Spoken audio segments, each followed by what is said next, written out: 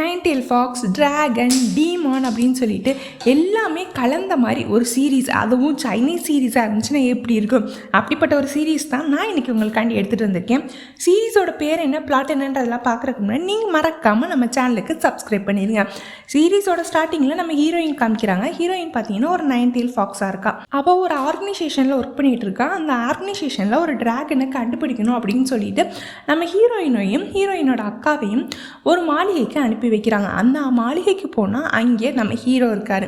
ஹீரோவுக்கும் ஹீரோயினுக்கும் எப்பயும் போல் ஸ்டார்டிங்கில் ஆகாமல் தான் இருக்குது. போக போக ஹீரோவுக்கும் ஹீரோயினுக்கும் செட் ஆகுது. ஏன்னா அவங்க ரெண்டு பேருக்கும் ஒரே எதிரி தான், எப்படியாச்சும் அவனை அழிக்கணும் அப்படின்றதுனால ஹீரோவும் ஹீரோயினும் சேர்றாங்க.